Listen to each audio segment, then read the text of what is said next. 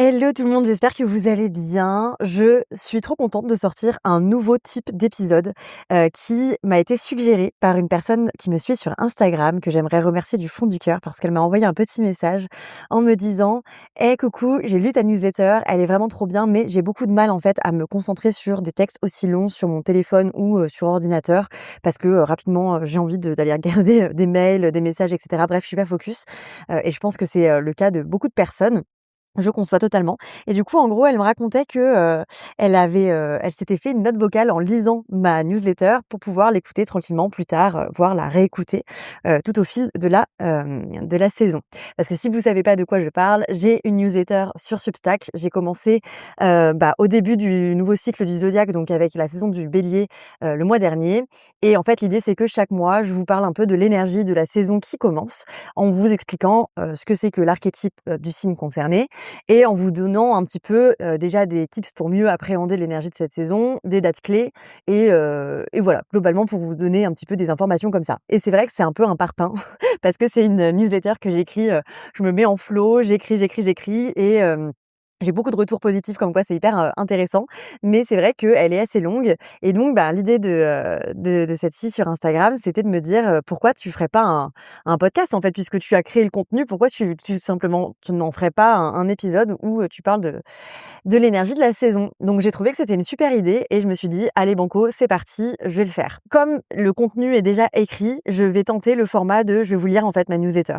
Donc ce sera peut-être un peu moins spontané, même si je me connais, je pense que je vais réagir un peu au fur et à mesure, mais l'idée avec ce contenu, c'est que je vous lise un petit peu, voilà, c'est comme en fait écouter un un livre audio. Mais là, c'est moi qui vous lis ma newsletter et je vais essayer de ne pas trop faire de montage sur ce format-là pour que ce soit quand même assez rapide pour moi, parce que ça me fait un format supplémentaire, c'est trop cool. Mais si vous avez un peu suivi ces derniers temps, j'ai déjà beaucoup de choses sur le feu et j'essaye de ne pas me rajouter trop de taf en ce moment et de garder la tête hors de l'eau. Voilà, donc je me lance là-dessus, on va voir ce que ça donne, c'est un premier test.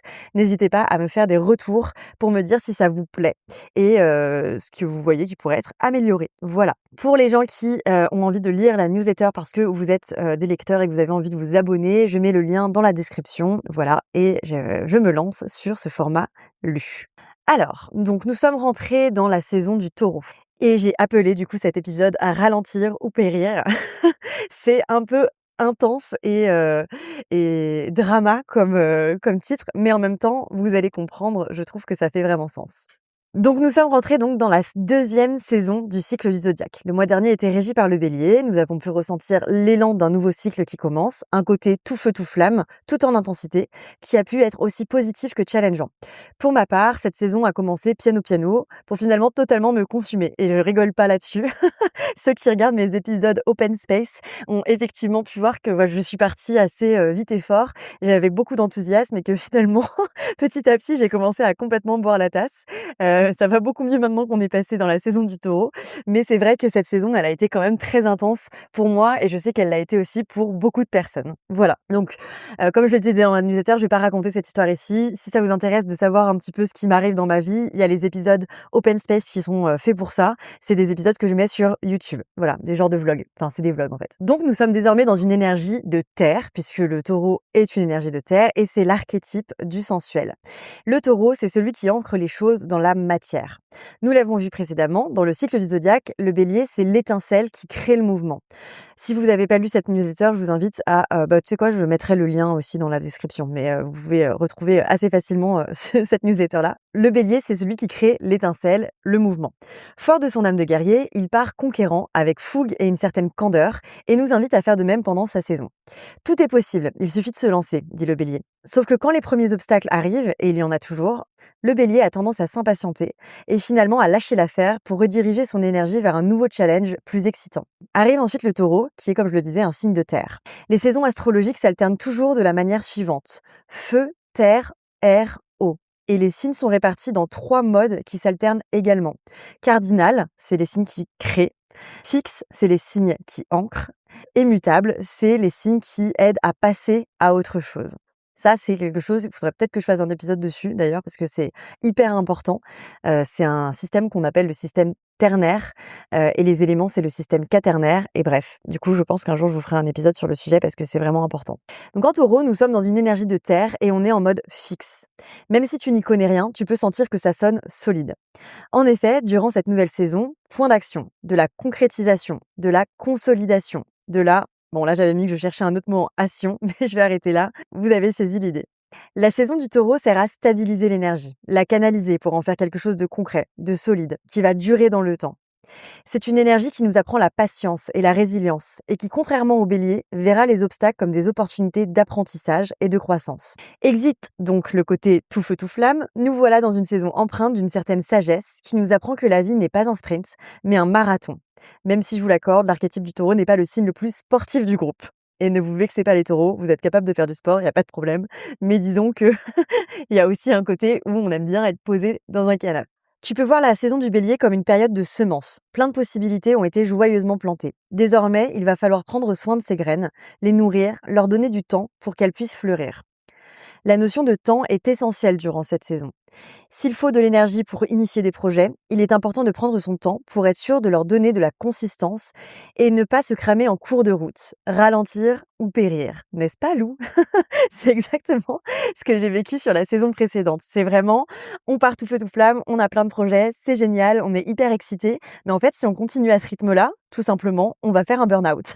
Et en fait, le taureau, du coup, il arrive et il nous dit, OK, on va peut-être ralentir et on va ancrer les choses, leur donner plus de temps pour mûrir et aussi être certain que c'est solide. Parce que en bélier, on peut vraiment avoir, et c'est un peu ça dont je parlais avec le côté... une certaine naïveté, une espèce de joie, très, «Oh, c'est génial ce projet, j'y vais».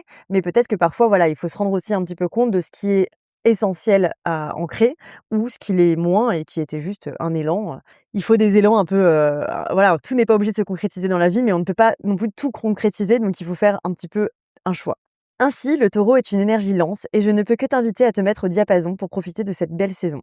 Le printemps est là, la nature entre dans une phase d'abondance, ça sent bon les fleurs et les couleurs sont jolies. Bon, je te l'accorde, ça dépend de où tu habites. Personnellement, j'ai la chance de pouvoir observer tout ça dans le parc des Buttes-Chaumont. C'est une saison qui nous invite à nous connecter à nos 5 sens, le taureau étant l'archétype du sensuel, comme je le disais. Mais pour mettre nos sens en éveil, la clé est de ralentir, de prendre le temps de sentir, d'observer, de conscientiser tout ce qui nous entoure et ce que l'on expérimente. Pas de fast life donc pendant cette saison, mais un appel à la reconnexion à soi, à se balader dans la nature ou à jardiner, si c'est possible, à s'ancrer dans notre corps avec des pratiques lentes, la marche, le yoga ou le pilate par exemple, à se préparer des bons petits plats et profiter des moments conviviaux avec nos proches, car le taureau, c'est avant tout un bon vivant. Il profite de ce que la terre nourricière met à sa disposition pour se faire plaisir. Je l'évoquais en introduction, le taureau est régi par la planète Vénus. Bon, là, en fait, j'ai skippé l'introduction quand j'ai commencé l'épisode, mais je vous le redis, en fait, donc chaque signe du zodiaque est régi par une planète et le taureau, c'est Vénus. Vénus, c'est la planète de l'amour, mais aussi des plaisirs, de la sensualité. C'est cette sensibilité à la beauté que l'on retrouve dans l'art, dans la nature, dans tout ce qui nourrit nos sens. Et c'est ça qui est mis en exergue dans cette belle saison. Le taureau, c'est aussi un signe qui parle de matérialité. La possession le rassure, lui donne un sentiment de sécurité. Vénus régit également les questions liées à l'argent. Ainsi, les questions autour de la rentabilité sont de mise. L'argent est une énergie comme une autre. Le taureau nous invite donc à pérenniser nos ressources, que ce soit notre propre carburant, donc notre énergie, ou toute ressource qui nous permettra de tenir la distance. Si on devait se poser une question en saison du taureau, ce serait celle de la stabilité intérieure. Comment je fais pour me sentir suffisamment stable et ancrée pour pouvoir avancer sereinement dans ma vie? De quoi ai-je véritablement besoin? Le taureau est certes une énergie d'abondance, mais c'est une énergie qui recentre aussi sur l'essentiel, les plaisirs simples, la qualité avant la quantité. L'invitation de cette saison est donc aussi simple qu'agréable. Prenons notre temps, reconnectons-nous à ce qui compte et mettons-nous dans les meilleures dispositions pour préparer le terrain pour la suite. Je nous souhaite donc de réussir à calmer les rythmes et à profiter des beaux jours dans une atmosphère aussi sereine que possible. Ce n'est pas évident, je vous l'accorde au vu du contexte mondial, mais essayons à minima de prendre soin de notre petit temple intérieur. Trop mignon. Et prenons soin des uns et des autres également. Ok, maintenant je vais vous donner un petit peu quelques dates clés. Alors, en ce moment, il faut savoir que Vénus, elle est en conjonction à Uranus. Donc, une conjonction, c'est quand deux planètes sont collées dans le ciel avec un orbe qui est assez serré. Donc, on va dire entre 0 et 3 degrés. Vénus entre en conjonction avec Uranus. Donc ça, c'est le cas depuis que j'avais envoyé cette newsletter, c'était lundi, bref. Un pas de deux électrique qui va durer jusqu'au 27 avril. Vénus, c'est les relations, la créativité, l'argent. Uranus, les changements radicaux, l'envie de rébellion, à chaque fois je me trompe et mon mec me reprend, donc l'envie de rébellion, l'appel du futur. En positif, tu peux faire des rencontres inattendues ou avoir des idées créatives de génie. Dans un côté challengeant, tu peux avoir des dépenses imprévues. Je me marre parce que je viens d'acheter un ordinateur. Grosse dépense. Pas prévu du tout. Bref, c'est une autre histoire dont je parlerai dans un open space, je pense. Tu peux avoir des dépenses imprévues ou l'envie de mettre un terme à une relation. Avec Uranus, c'est difficile de prévoir ce qui peut arriver, car c'est une planète qui amène de sacrés plot twists. Bref, sortons nos popcorn et voyons où elle nous emmène. Le taureau est une énergie qui parle de camper sur ses positions, sauf que dans ce bras de fer, c'est incontestablement Uranus qui gagne. Le conseil clé, ne pas essayer de lutter contre ses propositions. Ensuite, du 22 avril au 29 avril, le soleil est au carré de Pluton. Donc c'est un aspect de tension. Pluton se trouve actuellement en Verseau, et donc le soleil est en taureau. Pluton est une énergie de transformation, de mort symbolique. Elle nous appelle à faire un travail en profondeur, à laisser mourir ce qui ne nous sert plus, les vieux schémas, les traumas, les trucs pas jojo que l'on n'aime pas regarder en face, mais qu'il faut pourtant affronter pour pouvoir avancer. Encore une fois, une énergie de transformation en pleine saison du taureau, qui est une énergie de stabilisation, je le rappelle, ça peut créer une sacrée résistance. Pourtant, cela va avec le fait de se recentrer sur l'essentiel et d'accepter qu'il faille arracher les mauvaises herbes pour que notre jardin puisse fleurir. À partir du 25, le soleil sera au trigone du nœud sud en Vierge. Ce sera une très belle aide pour laisser derrière nous les comportements obsolètes. La pleine lune sur l'axe Scorpion-Taureau, en date du 1er mai, achèvera de nous aider à faire le ménage. Le 26 avril, donc ça c'est demain. Wouhou, j'en ai parlé sur Instagram, j'ai fait un post sur le sujet, mais c'est une date ultra importante car Uranus change de signe. C'est une planète lente et elle déménage tous les 7 ou 8 ans. Elle a déjà fait une petite entrée l'année dernière en Gémeaux avant de rétrograder. C'était au printemps dernier et elle est revenue dans le signe du Taureau en novembre. Cette fois-ci, elle s'y installe confortablement et je vous l'annonce, ça va swinguer. Si tu veux savoir quel domaine de vie ce transit va particulièrement toucher pour toi, tu peux mettre un petit commentaire avec ton ascendant et je te répondrai. Au programme, une accélération des idées, des innovations, donc coucou l'explosion de l'intelligence artificielle, mais pas que, et des ruptures avec le monde d'avant. On aura aussi des rencontres improbables, de nouveaux moyens de communication et tant d'autres choses. Moi, je le dis, les gars, mais je pense que vraiment, ce transit, il va nous apporter des nouveaux moyens de communiquer, genre nouveaux réseaux sociaux.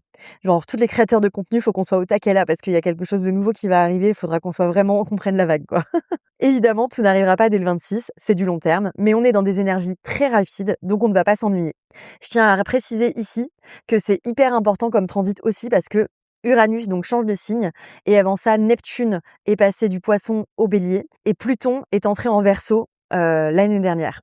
Et en fait du coup ça fait que toutes les planètes lentes sont dans un nouveau signe en fait, donc dans une nouvelle énergie et on est dans des énergies d'air et de feu, donc il y a une accélération en fait de tout. D'ailleurs je pense que c'est aussi pour ça que la saison du Bélier elle a été aussi intense, déjà parce qu'il y avait beaucoup de planètes dans le signe du Bélier. Donc une énergie de feu vraiment assez chargée, mais en plus parce que justement maintenant, il y a aussi, pas mal enfin il y a toutes ces énergies d'air qui sont en activation. Voilà, donc ça c'était pour le côté date et puis après je terminais ma newsletter par donner quelques nouvelles côté coulisses pour Astro Because Why Not. Donc on a terminé un petit peu avec l'énergie du Taureau, donc bon voilà, si vous voulez, si vous en avez rien à faire de mes projets, vous pouvez vous arrêter là. Mais je vais quand même aller au bout de ma newsletter pour ceux que ça intéresse. Donc j'avais parlé sur Instagram d'un projet mystère. Si vous regardez mes vlogs, j'avais fait une petite révélation de ce que c'était, mais bon, si vous avez juste pas suivi, en gros, j'ai travaillé sur un projet pendant tout le mois de mars et du coup, je voulais absolument le sortir pour début avril, pour le moment où on allait rentrer. Bah non, pas début avril du coup, enfin bref, à partir du 21 avril, au moment de l'entrée dans la saison du Taureau. En gros, qui dit saison du Taureau dit Vénus, qui dit Vénus dit amour, dit synastrie. Si tu sais pas ce que c'est la synastrie, c'est le fait de comparer deux thèmes astro pour comprendre la dynamique d'une relation, qu'elle soit amoureuse ou amicale. C'est une technique assez difficile et j'ai décidé en fait moi de créer un petit guide pour vous expliquer les premières bases de cette technique. Donc voilà, pour vous permettre en fait de mieux étudier et comprendre vos relations. C'est pas un cours sur la synastrie parce que la synastrie c'est vraiment quelque chose de très complexe, mais ça vous donne vraiment des premiers éléments pour bien comprendre comment ça fonctionne et pour pouvoir commencer un petit peu à voir ce qui se joue en fait avec les personnes qui vous entourent. Donc si ça vous intéresse, c'est au prix tout doux de 20 € et je mets le lien dans la description. Voilà, je vous laisse aller regarder. J'ai aussi décidé de lancer une série d'épisodes sur les blessures et les ombres dans le thème astral. Donc le premier, ça sera sur Chiron. ou Chiron. Moi, je dis Chiron généralement, mais bon là, j'ai visiblement dit Chiron. La meuf est pas au clair avec ce qu'elle dit. Et je l'ai enregistré déjà, je suis en train de le monter. D'ailleurs, au moment où j'ai enregistré cet épisode, j'étais pas au courant que j'allais sortir d'abord cet épisode de podcast. Donc voilà, vous étonnez pas si vous me voyez répéter des choses sur le fait que ça y est, on est en saison du Taureau et cetera. C'est normal, ça a été, lancé avant. Voilà, et j'ai utilisé un logiciel de merde qui, m'a fait un montage très, très, très, très chelou que je suis en train d'essayer de rattraper. Mais bref, là n'est pas la question. Mais je travaille sur ce montage qui est un peu ardu, mais ça devrait sortir, dans la semaine, normalement. Voilà. D'ailleurs, c'est marrant parce que c'est ce que je dis dans la newsletter. J'ai dit: «Le premier sera sur Chiron et devrait sortir dans les 10 prochains jours» et je dis «devrait» entre guillemets car j'ai décidé de me foutre la paix sur les deadlines. Entre ralentir ou périr, mon choix a été vite fait. Voilà, donc un petit conseil les gars, si vous voulez voir quand est-ce que ça sort, bah, abonnez-vous sur YouTube ou sur, votre plateforme d'écoute préférée ou suivez, moi sur Instagram si c'est pas déjà le cas, @astrobegoswhynot. Comme ça, au moins, vous savez quand ça sort. Et j'ai fait un épisode FAQ sur des questions qui m'ont été posées sur Instagram. J'ai un format qui s'appelle la FAQ que je fais de temps en temps sur Instagram en story. Généralement, c'est le lundi que je fais des quiches et que du coup, je réponds à vos questions en faisant mes quiches. Mais en ce moment, je suis en formation lundi, donc c'est un petit peu, just et je m'étais dit que ça pouvait être chouette de faire une FAQ un petit peu plus longue en prenant un peu plus le temps. Donc voilà, donc j'avais mis une petite boîte à questions. Des gens m'ont posé des questions auxquelles j'ai répondu dans un des épisodes qui s'appelle Open Space, et donc je vous mets aussi le lien en description. Voilà, c'est tout pour moi. J'espère que cette nouvelle édition, vous aura plu. Si c'est le cas, bah, n'hésitez pas à mettre un petit commentaire. Si vous savez pas quoi mettre, mettez-moi un petit emoji, une petite fleur, un petit cœur, j'en sais rien, ce qui vous fait plaisir. Je sais pas si le format lu, il est cool ou pas, j'avoue. Je suis désolée si je lis vite et je lis mal. C'est pas l'exercice dans lequel je suis le plus à l'aise. Je préfère déblatérer librement, mais bon là, c'est un peu trop compliqué pour moi de m'en détacher parce que sinon je vais partir dans tous les sens, enfin me détacher du texte. Et en fait, je vais me partir dans tous les sens et je vais avoir trop de montage après par la suite. Donc voilà, j'espère que ça vous aura plu. Faites-moi des retours. J'ai déjà hâte de la prochaine newsletter qui sortira du coup au début de la prochaine saison. Ça sera sur le signe du coup du Gémeaux, ce qui est très drôle parce que moi, au moment du début de la saison du Gémeaux, je serai en train de faire Vipassana.